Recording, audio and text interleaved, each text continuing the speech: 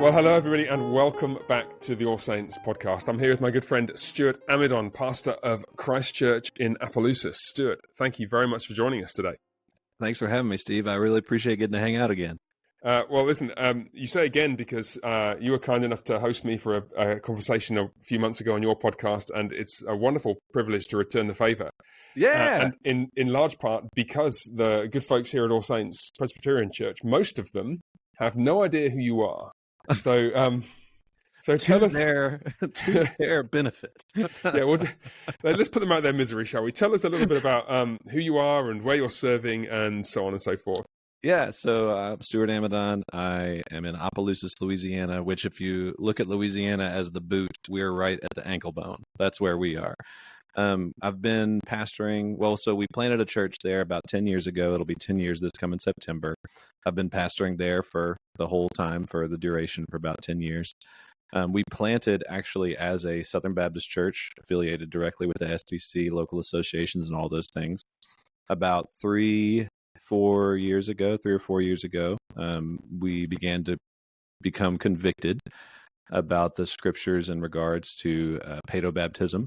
And so within the last year or two, we kind of have led our church through that shift. We kind of started talking to them about the significance of covenant theology, the baptism of babies, what that means, how the sacraments are supposed to be ordered. We didn't know that we were in the shallow end of the pool when we planted the church, but then we found out and we kind of started going deeper and deeper and deeper and learning more and more and more. And so by God's grace, we had the vote to become dual practice, which means we practice both the baptism of babies and of new believers. And we kind of leave it up to the decision of the head of household and what they want to do with regard to those things. And that vote passed with something like a 99% margin. I think there might have been one person in the whole congregation that didn't want to do it. So overwhelming majority was affirming towards it. The church has embraced covenant theology since then. Not everybody has embraced paedobaptism, but nobody's expecting them to. So we're making space for both things and moving on in those directions. And it's been really, really good. Wow. It's about 6 years ago, we had another child. And I don't know if you know this or if your listeners know this, but church planners don't make a lot of money. And so as our family continued to grow, shocker, I thought pastors were rich. Where does all that tithe money go, Steve? Yeah. Yeah. What about those planes that all those guys on TV have? Isn't that all of them? I don't know. Yeah. Only work one day a week. Okay. I don't have enough time for all the jokes. So anyway, we started a business. We started a marketing and media production company about 6 years ago in order to kind of help supplement our family, and the Lord's blessed and it's grown. And so we've been very blessed. So I guess you'd constitute me as a bivocational guy now, which I think I don't know any pastors that aren't in some form bivocational at this point in my life. But I think that's just kind of become the new norm. But it's been very good. The Lord's blessed, and we're having a great time in South Louisiana. Great. Well, there's a bunch of things I'd love to just dig into there, because the thought of a church, like how big was your church a couple of years ago when you started this theological move towards paedobaptist theology? About 120 people, I'd say, about 120. So not a huge church, but not a tiny church. Yeah, it's not like 3 families, right? No, and so, yeah. So you've got this quite significant theological shift to take. And I think this is really fascinating and quite instructive for us, because there's a very grave temptation where we are in the CREC, I think, where we think of ourselves as, okay, we got everything sorted. And all those people over there in the Southern Baptist Convention, these independent Baptists, well, they're a little bit clueless, and they're the enemy, and here we sit in the sanctuary of the Lord at the top of Mount Zion, so to speak, and of course that's, I mean, at one level I want to say, yeah, I mean, I thank God for the convictions that He's led us to and the way that we've been blessed by them, but the underlying issue is that this openness to think with grace and wisdom and thoughtfulness about perhaps quite long-cherished, long-held theological convictions, and to reconsider things. And then the pastoral task of leading people through that without people becoming unsettled or insecure or feeling rejected. Do you want to talk about that? How do you go about that task as a pastor? So there there was a lot of, well, not a lot, but there was a decent amount of anxiety, systemic anxiety. Anytime you go through change, any change, you could change the curtains in the sanctuary, and it's going to create a little bit of systemic anxiety. That's normal, especially in church life. But we were very blessed in that it wasn't as strong as it could have been. So our church, we planted as a Southern Baptist church, but the vast majority of our congregation was new converts. They were all first generation Christians, with the exception of maybe two people in particular who had been in the jump for longer, and myself included. I didn't become a Christian until I was 18 years old. And the benefit that we had with that was we didn't have very much of a strong association with a particular faith tradition. Do you know what I mean? Like, yeah, I'm with you. There wasn't something that we were just dyed in the wool. We were raised Baptist. Down here in Southwest Louisiana, we're a little bit of an anomaly because the Roman Catholic presence is so strong. That's not typical for the rest of the country, from what I understand. And so paedobaptism, for a lot of our new converts, well, they came out of Roman Catholic churches. And so for them, it was like, oh, yeah, we used to do that. And we had to explain to them, the difference. We're talking about a Protestant form, not the Roman Catholic form. The water doesn't make you holy. We had to explain those pieces to them too. But for us, it really wasn't too large of a shock. Now, there was some folks who were members that were shook pretty deeply. And so the way that we just affirmed them was like, hey, we're not saying change or die. We're just saying, hey, we want to make space for both. We want to make space for people with both convictions to come and worship together in the same church. And so far, it's been beautiful. We've had worship services when we do baptisms. We got a new baby in the church. We baptize the baby, and then we walk over we have a big cattle trough that we baptize people in because we're meeting in a theater right now. It's what we got, man. It's what we got. Well, why not? Right. Why not?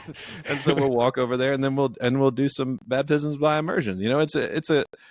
I find it to be a good picture, and it also helps us to keep on the front of our mind. There are bigger things in our culture to fight over right now than this. There's a lot more unity that we could have inside of the Western church and inside of local congregations. And this is one of those things that we can be united around. Hey, dual practice. Let's go, baby. It's easy. Because it's fascinating. I think some people imagine that dual practice is a kind of, what would we say, halfway house between Baptist theology and conscientious Presbyterian theology. But actually, in my view at least, it's not that. Just to clarify what I mean, we are a dual practice church. As a Presbyterian church, we're a dual practice church for the simple reason that we don't make convictions about baptism a requirement for church membership. Amen. Now, once you've said that, okay, first up, you are free to teach about baptism and the Lord's Supper, which I do, and Pastor Neil and Pastor Shaw. Also, Pastor Neil's been here for over a decade. Pastor Shaw's been with us for a year. They teach about it as well. So you're free to teach that. And if you're wise, you'll take the opportunity when new people join the church to encourage people who are Baptists to take that time to think about their convictions and perhaps to read some new stuff. But unless you're going to make paedobaptist views of baptism a particular requirement for membership, then you are de facto a dual practice church. Because basically what you're saying is, yes, of course you can be a member here. We'll want to keep talking with you about this issue, but we're not going to force it prior to you becoming members. Yeah. And actually we've had, sorry, go on, yeah. Well, no, so if you put it in that light, then according to that definition, we've been a dual practice church for 10 years. Right. Because we would have Presbyterian members come in and become a part of our church. Right. And we wouldn't require them to be rebaptized. We were just like, hey, this is okay. And the significant change then that happened about a year or two ago was we began offering the ordinance. We started doing it here. Yeah, so that I think is a distinct change, and so that's where so dual practice church is a church in that sense that would practice infant baptism and teach it, but at the same time allow members who did not. And I think I want to walk a tightrope here, and you did it really wonderfully by your awareness of the other cultural issues that are at play in the modern church and the modern world. This is not a trivial issue. This is a big enough issue that, right. You've taken your church for a couple of years of heart searching and soul searching and rethinking cherished convictions. But at the same time, we are living in a day and age where, especially in many parts of, in many parts of the US and the Western world, the church scene is so barren, and some denominations and churches tragically are heading out south in all the wrong ways quite rapidly, that we can't afford, for the sake of the kingdom, to exclude people, even over something as big a deal as baptism. And I think I felt that quite strongly for some time with the rise of critical social justice ideology, various other leftist tendencies, all kinds of other liberal tendencies in evangelical and even reformed churches. We've got to find a way of saying, yeah, we think sacraments really matter, and we want to be as clear as we can in what we teach about those things. But at the same time, guys, if you're a Baptist and you just can't find a conservative Protestant Bible-centered Baptist church that you're happy in, then come join us, and we'll love to have you. And just let's keep these conversations open. Yeah, I think our pastor from our Lafayette campus, he said it really well. He was like, I don't want to make the requirements to enter the kingdom of heaven any bigger than Jesus does. Right. And I think that's a good framework to keep it in. We're really trying to do here is just hold the same standard as Christ. Repent and believe, and come on, and we'll help you figure out the rest of the things after the fact. and that's actually a wonderful picture of what a number of my Baptist friends have got so right, which is that although I would say, there's something missing because they won't welcome children with water and at the Lord's table, they certainly welcome children. They certainly disciple their children. They train their children and raise them as little believers. In other words, they're doing, like you said, they're doing exactly what Jesus did. It's let the children come to me.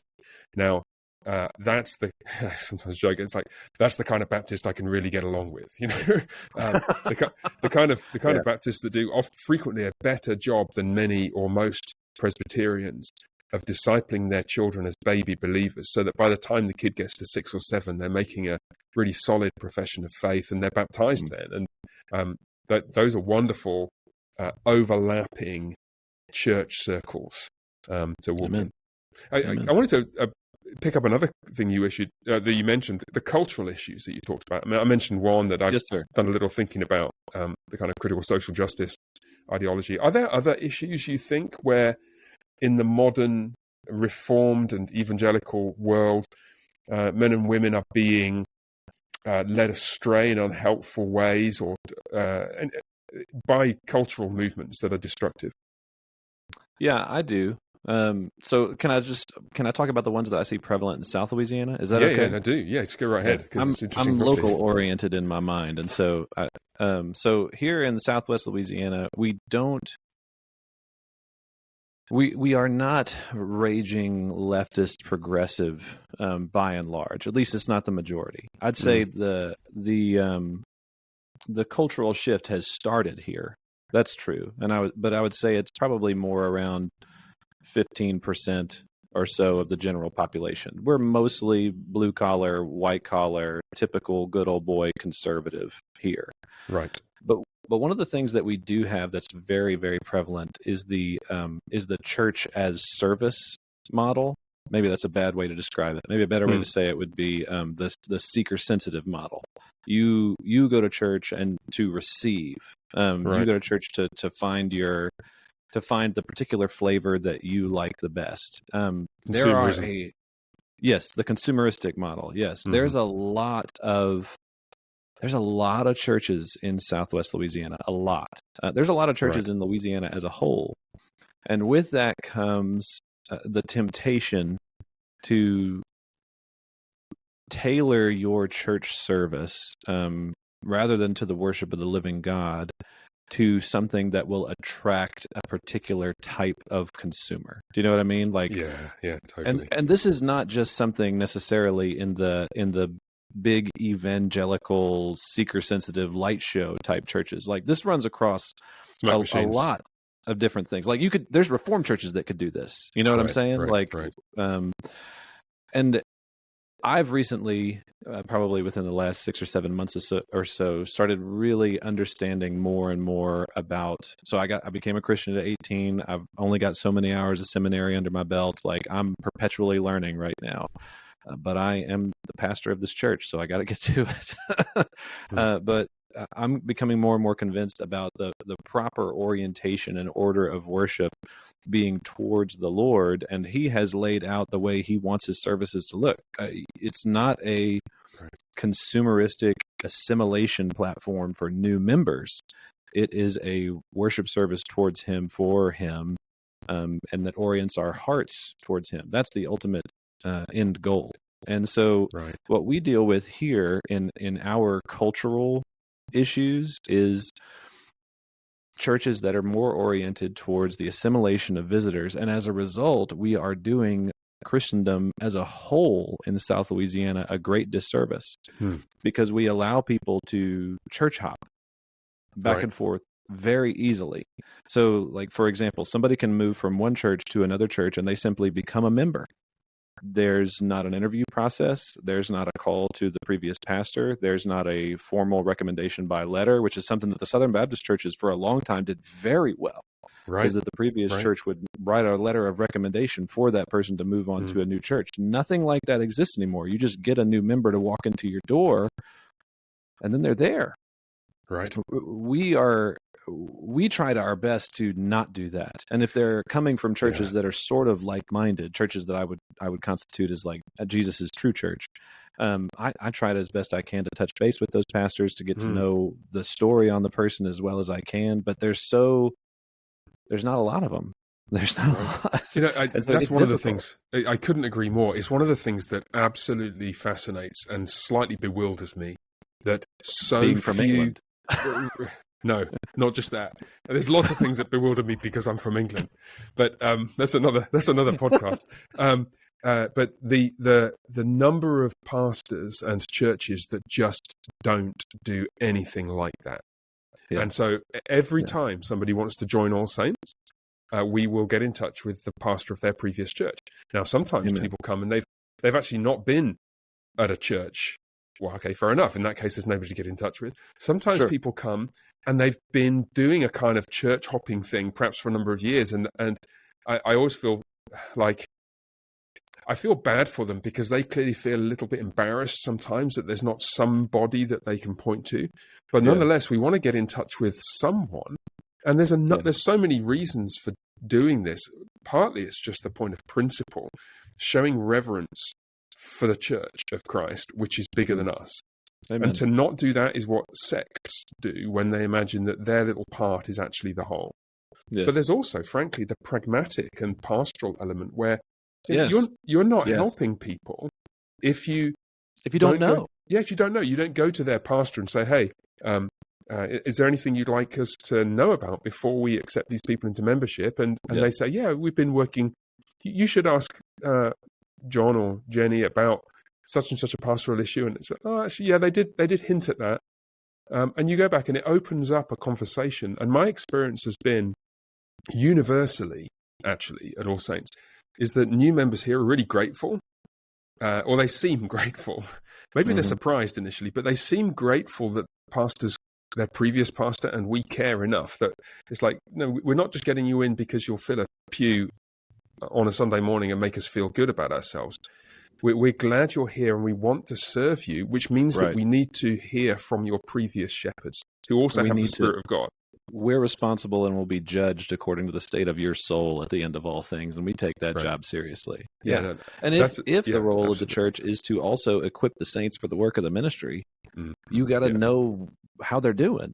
And that includes where they're coming from and the story and how they got to where they are right now. Absolutely. Yes. And the positive stories you hear as well.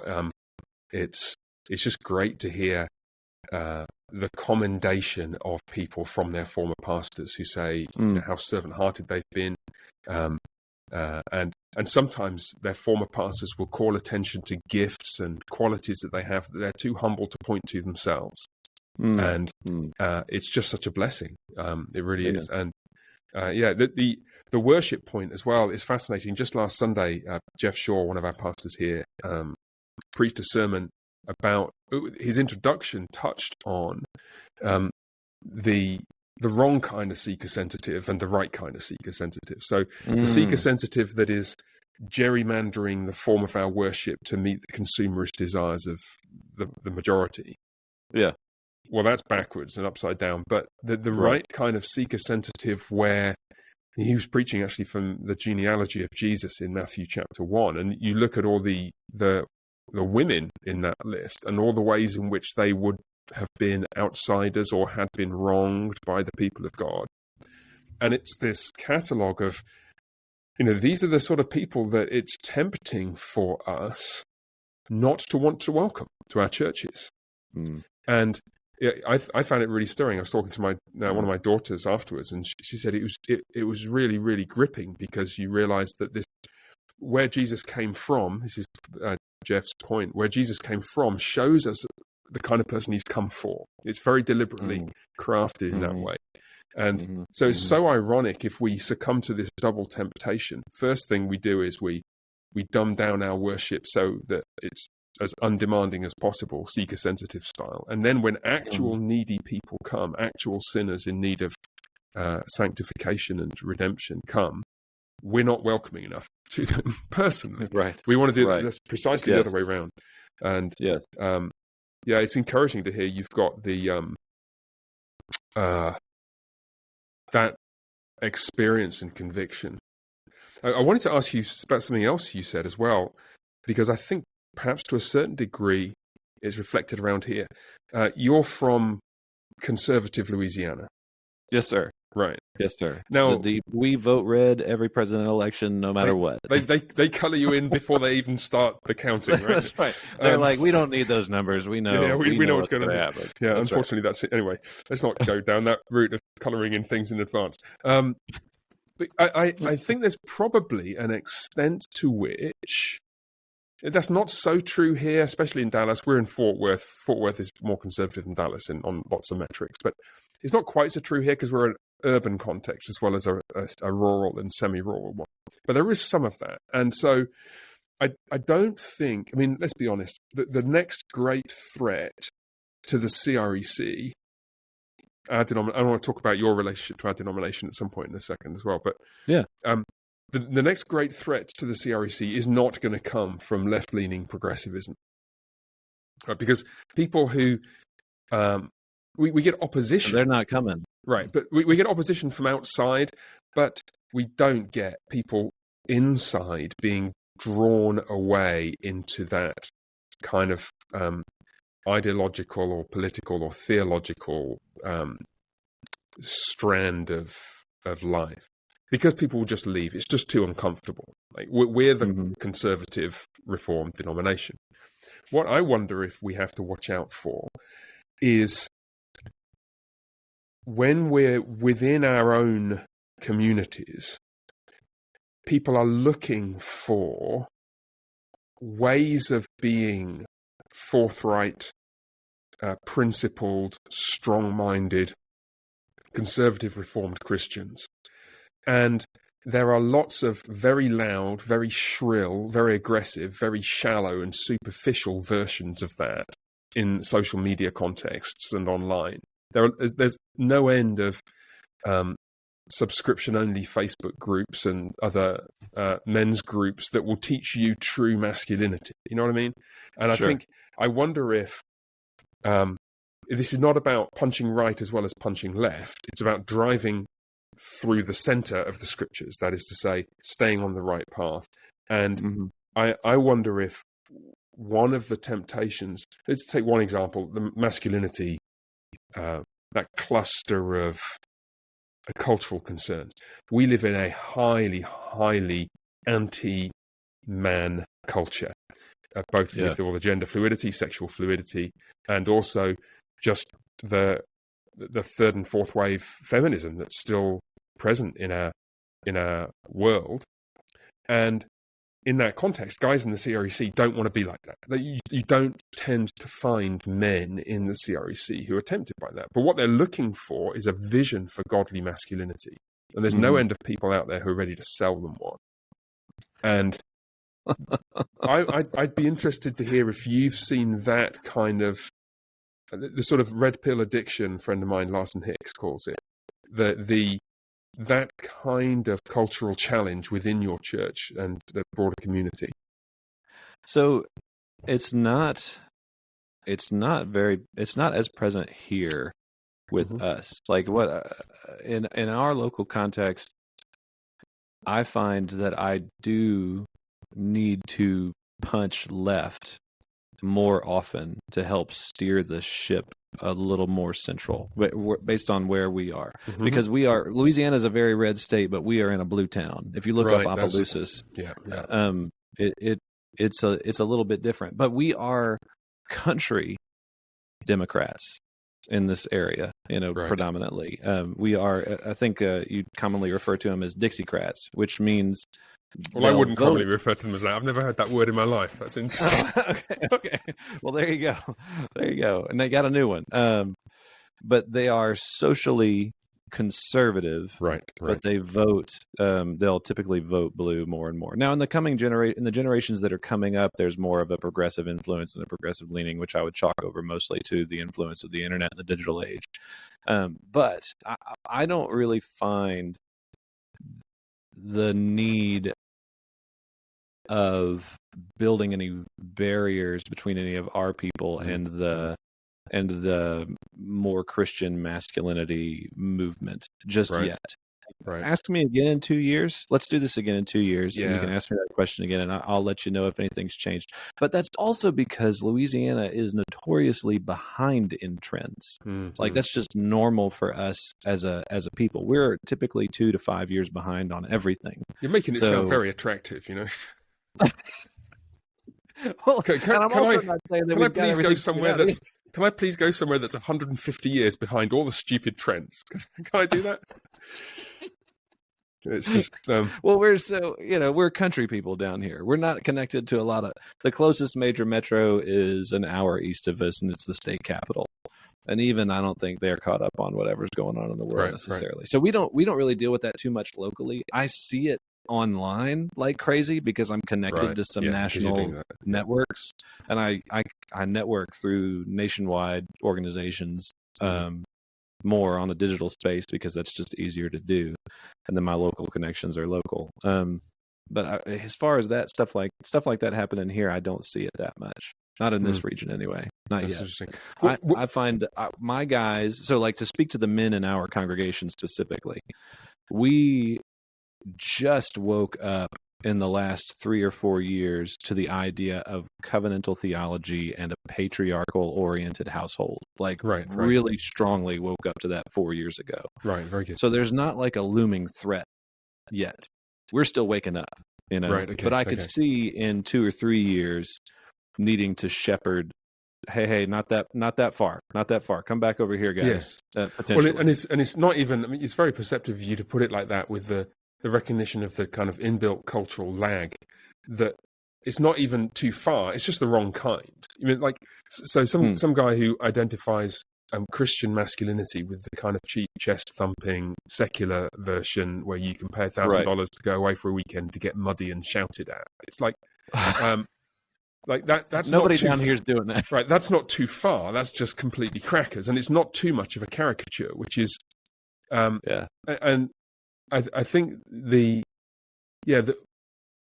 difficulty is in some ways that always the real thing is harder, longer term, more costly.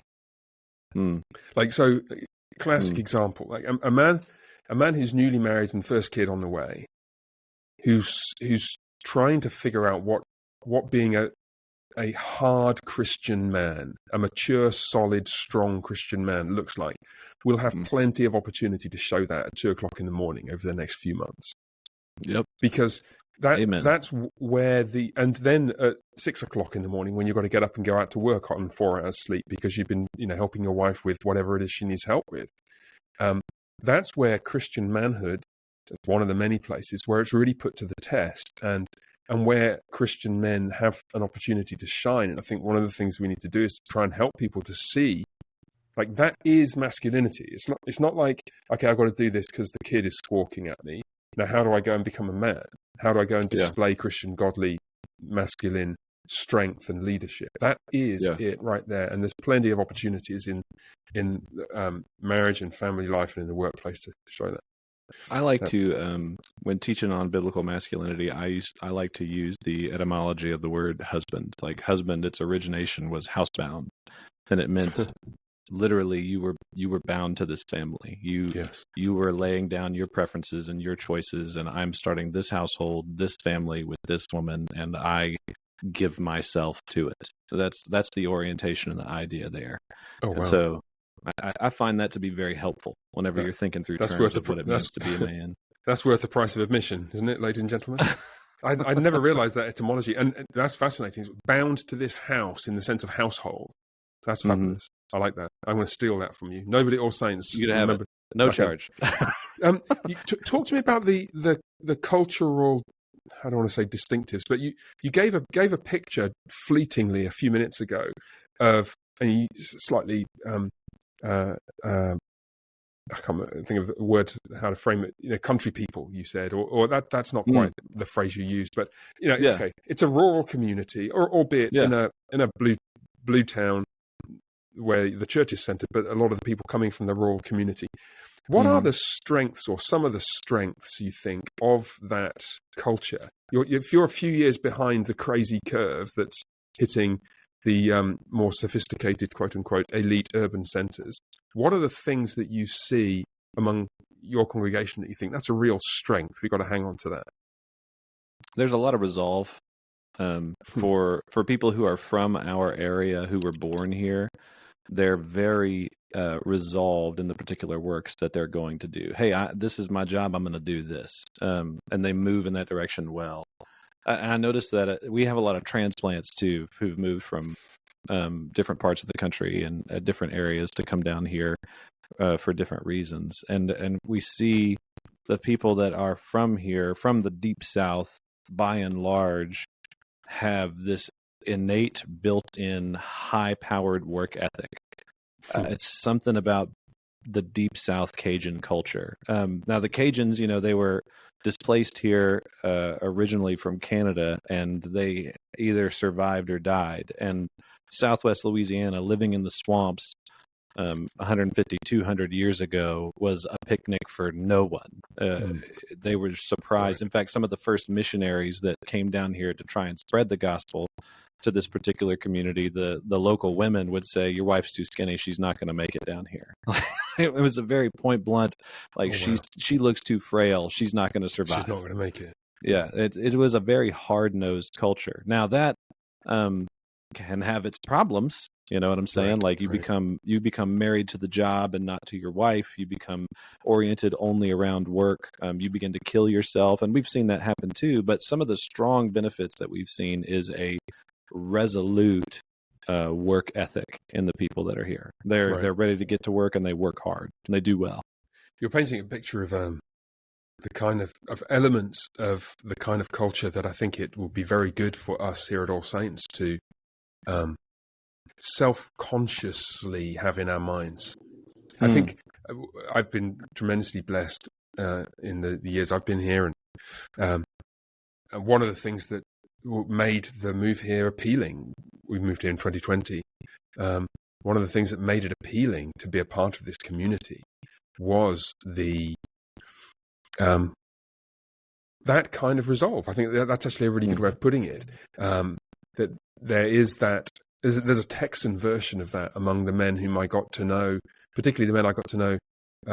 It stands out to me among the men I got to know before I moved here, and then I've seen it and come to admire it among others since in the time I've been pastoring here. And it is, but it's something that's so easy to lose. You can lose that in a generation. You can even lose it in 5 years, right?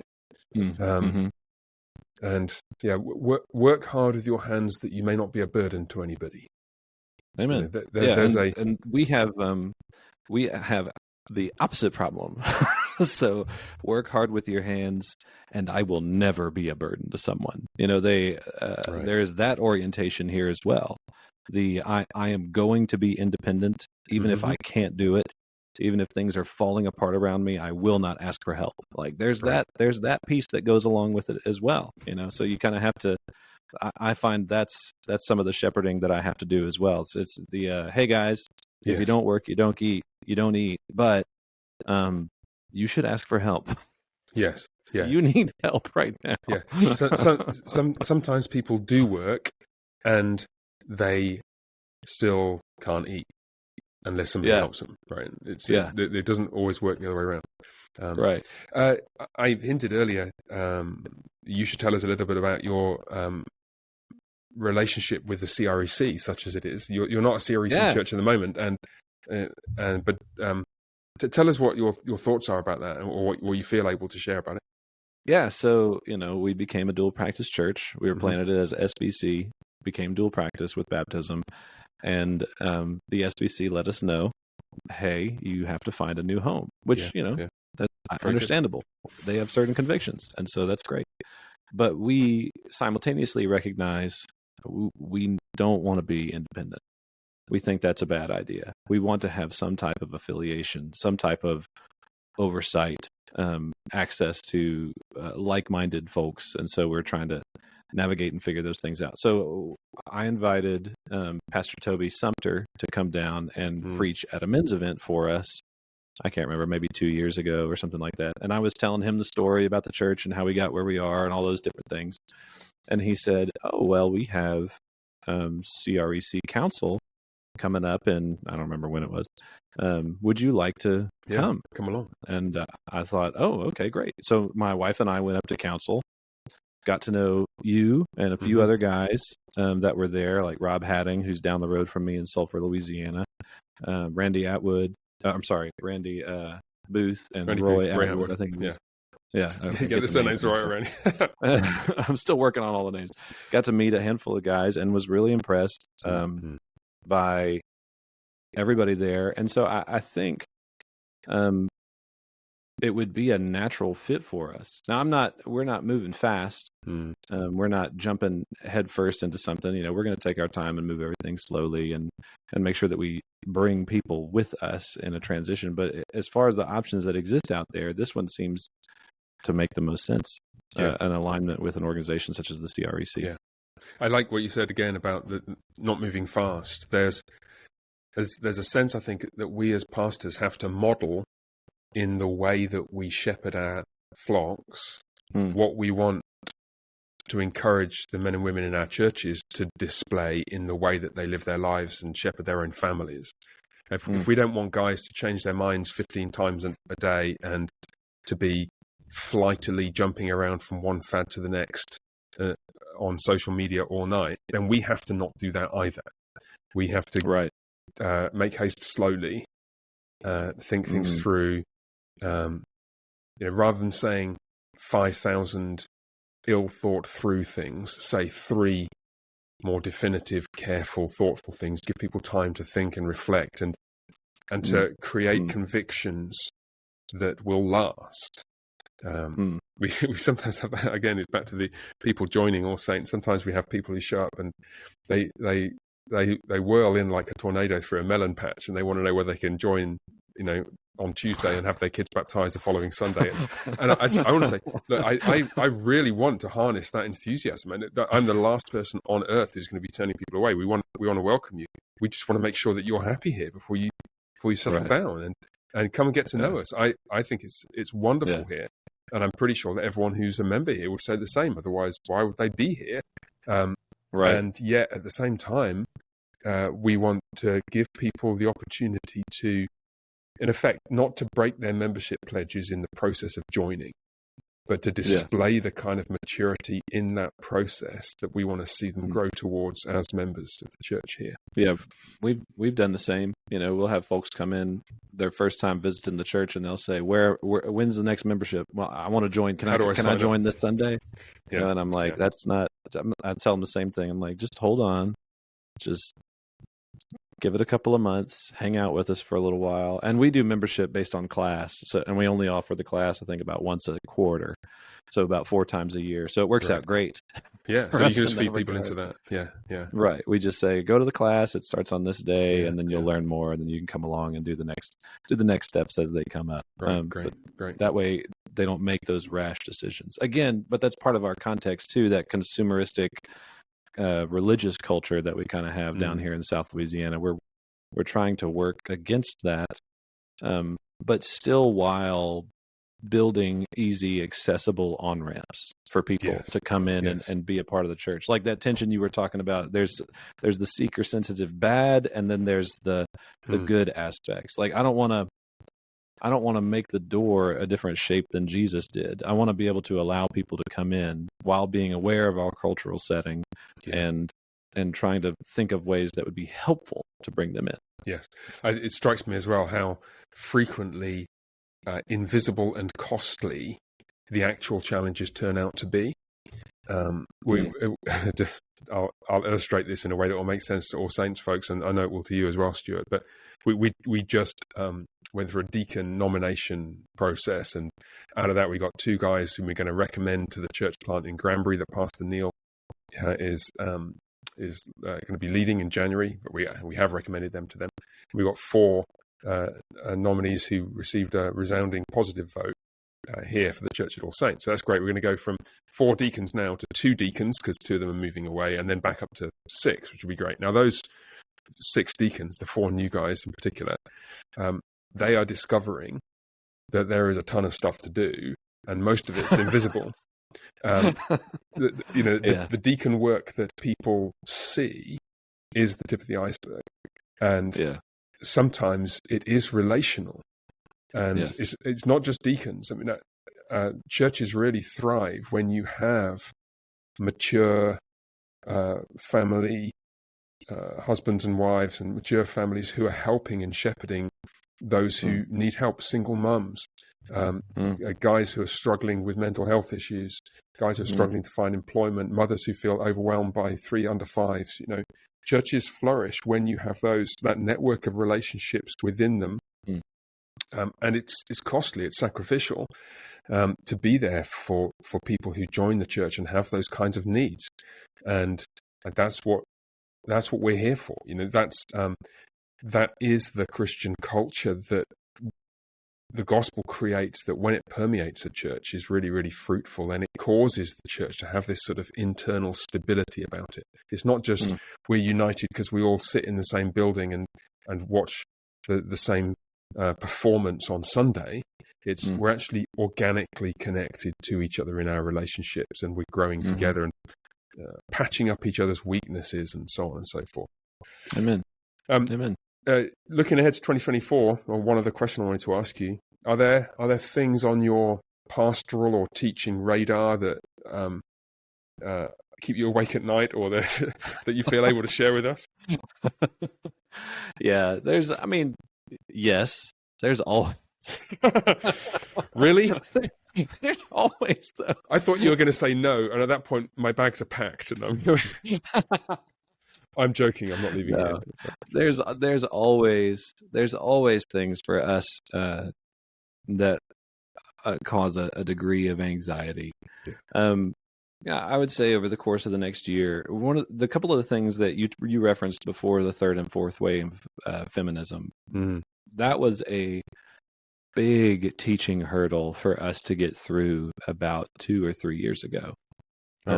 For us to be able to talk about a patriarchal orientation of the household and the institution of the church at large in its hierarchical structures. That was tough. Being that we came from, I don't have a better word than this, but more of a squishy church planter vibe before then, to be leaning more into a strong masculine headship. That was tricky. We just went through the baptism teaching series. That was tricky. We just went through a lot of teaching and instruction on education and conflict, and the orientation of the church to the world around us, and when and how to fight, and when it's appropriate and when it's not. All those different things. That was tricky. As far as what's coming up, for us in 2024. I think one of the largest teaching series that I'm going to be going through that does seem a little bit like Leviathan in front of me is the proper application of God's law in the life of the believer.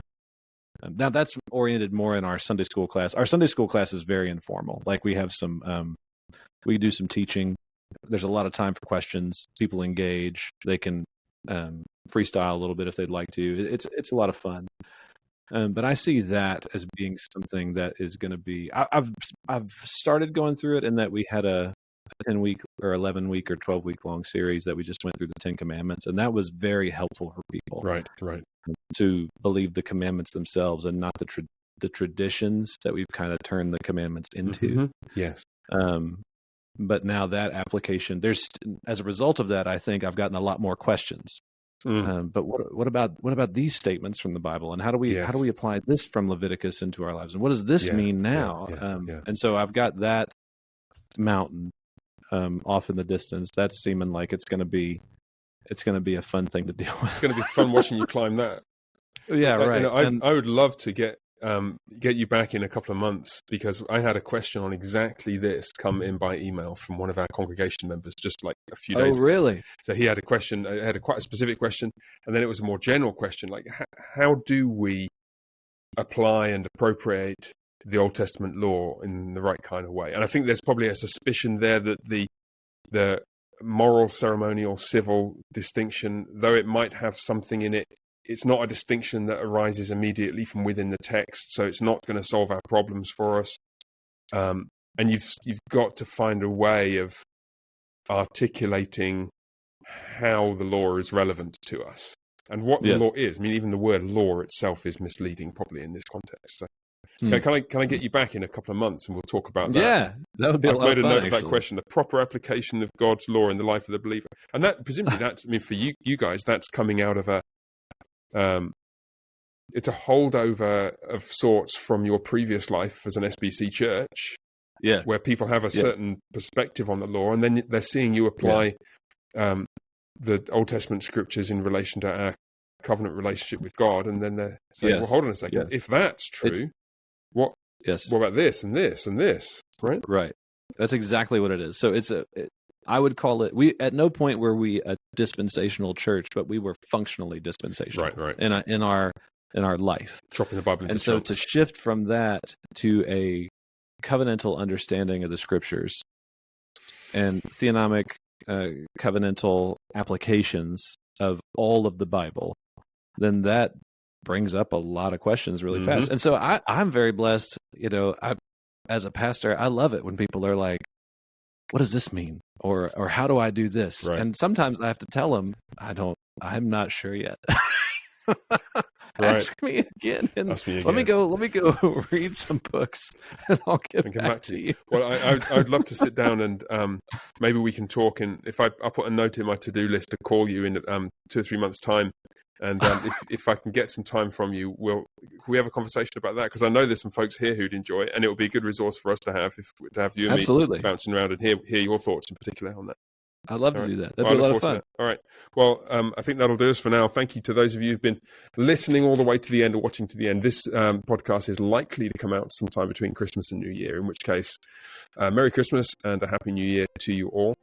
Thank you to my guest, Pastor Stuart Amidon. It's been great to have you with us again, Stuart, and we're looking forward to next time. And to all of those of you who are watching, the Lord bless you, and bye for now.